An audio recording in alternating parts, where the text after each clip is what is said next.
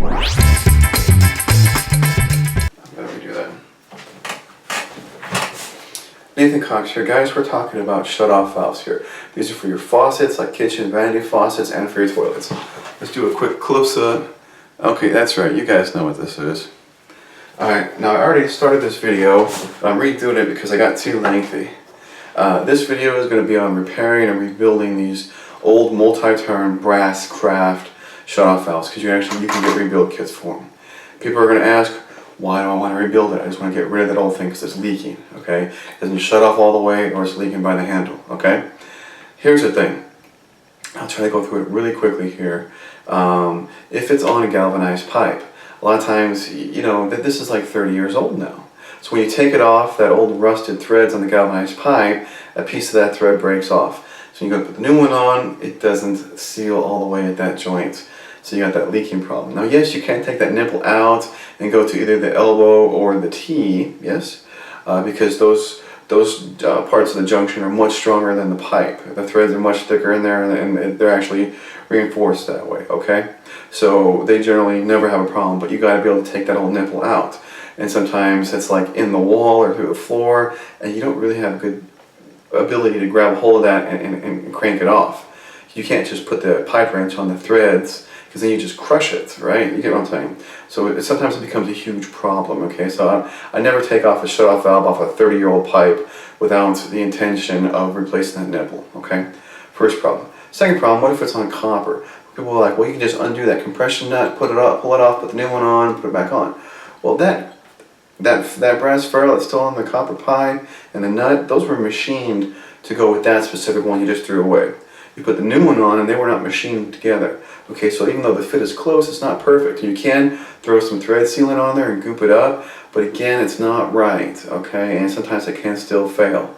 That's why I'm going away from that.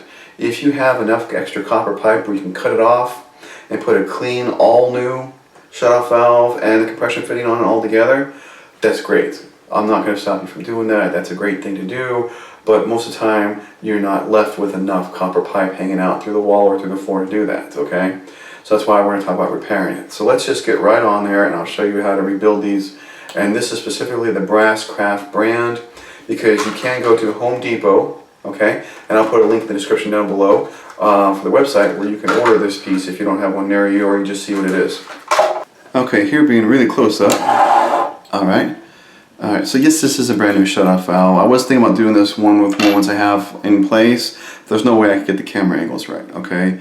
You know me, I don't normally like to do my videos as realistic as possible, but I also have to let you guys see what I'm doing, okay? So this right here, this is where it would screw onto the galvanized pipe. This is where your supply line would connect to, and obviously here's the handle connected to the stem, and this nut right here, some people are like, what's up with that? Okay, if you're leaking at the handle, a lot of times just tightening this nut will fix your problem. You don't have to go any further, okay? And the way to do it right is not with the shut-off valve shut off, because then you've got the water stopped, and not with it all the way open, because then you're actually pressing the packing material, whether it's a rubber washer or a fabric washer, up against. So you want to do it right about in the middle, and then you're going to take, I'm going to try to keep the angle right so you can see it, a large crescent wrench or a slip joint pliers. You can see you can, okay, I'm going to need to hold this in place. Okay. Alright, see, so I'm loosening that right now. Okay, see, so that nut loosens up. And you can also tighten it, obviously. So if it's leaking, do support your shut-off valve, because you don't want to put a lot of pressure on it and end up bending the pipe or cracking something, okay? So, supporting that. And I apologize, I feel like this video is real clumsy looking. Okay, and then tighten the nut up. Now if you can tighten that nut up and it stops leaking, and that was your only problem with this, then guess what, you're done. It was that easy, okay? Now what if you can't shut it off all the way? Now that is a bigger problem, and it's not going to be fixed with this nut right here. But we are still going to, let's take the handle off first, because now it's time to rebuild it if it's not going to shut off all the way. So one Phillips screwdriver, take the handle off. I've already loosened this nut, so I can take it off by hand, okay? See, so this is called a packing nut. old style turn faucets. Were all built basically the same way. Here is the packing material right here. Okay, the washer, this one happens to be rubber. And yes, it's in great condition because it's brand new. Now you need to finish unscrewing this so that the whole thing comes out. Okay, so now you have this out, you see this rubber washer on the bottom. Okay, and this is called your some people will call it different things. They'll call it your stem washer or your seat washer. It sits up against what's called the seat, which inside here, I doubt you can see it, but there's a, when you look inside, there's a little beveled edge right around the edge there, and then that rubber just sits on that. Now, if you've taken that out, you shine a light in there, and that is called the seat. If that's damaged, if it's pitted, or if it's notched out, you're gonna have problems getting this to shut off all the way, okay? Then you got a bigger problem. Then you can actually get a seat, repair kit, which basically is just a round grinding wheel on a, you stick it in there, you put it on a drill, or you can hand turn it, and it'll kind of file that down. But I really hope that you don't have that problem, because that is kind of a big problem to mess with. So we're going to open up our rebuild kit here, which, as you can see, has exactly what we just took out. Alright, see, it's a matching valve stem, a new washer, a new screw for the handle, and then this nylon washer here. Okay, now if you forget the order that it goes on, there's a faint picture on the back of the package, and it shows the pieces in dark. I don't know if you can see that at all. I think the light's glaring. The pieces in dark that come with this, okay? And it's kind of showing this bottom washer here, the stem washer, off, but it's on. It's going to stay on.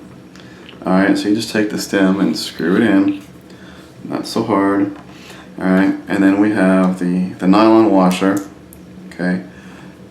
Then we have the new packing washer. And okay, come on, get out. And then we're going to put the packing nut back on.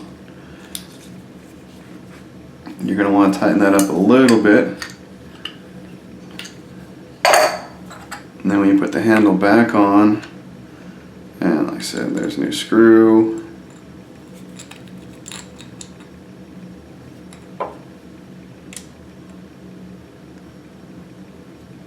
Try not to cross thread threads that are already there. Make sure it's in straight.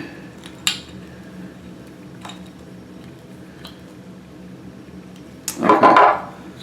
Alright. And now she's working great. Okay. It feels great. It's working great. And we have just rebuilt in the matter of like 2 minutes this valve. Alright guys, as you can see, that really wasn't that hard to do. Now please, when you're putting like tension on this shutoff valve, like when you're putting the packing nut on or off, do support it with a second wrench so that you don't end up, like I said, damaging the pipe that's attached to. Now there is some things that that may make this where it doesn't rebuild properly. I already mentioned the first one. If that seat on the inside is damaged, that rubber washer, is only going to seal as good as the seat can press against, alright? So if there's a notch in it, water's going to get through that, obviously. The second thing is, which I've come across personally, is there was so much corrosion inside of this that it was very hard to turn this off. Now I did get it to work, kind of just going back and forth, and really putting some pressure on the handle, but eventually it did push past that corrosion and mineral deposits. I think it's mostly mineral deposits that had built up in there over the years, and it allowed the rubber washer to finally hit that seat, and then it did work. Okay, but those are a couple of problems that I know of. Other than that, this rebuild is simple, easy, inexpensive. I think this is like $3. Okay, and it can save you a big hassle of trying to replace this shutoff valve. And even though the multi-turns are not as nice as the quarters, if it works, and it's great. So guys, thanks for joining me on this video. I hope this helped you out. Hope it helped you understand more about your shutoff valve. Hopefully I can help you fix them so they work right. And I got a lot more videos on my website. Clickable link in the description down below. Please hit the subscribe. Got some extra videos over here that you guys can watch. Other than that, you guys have a great one.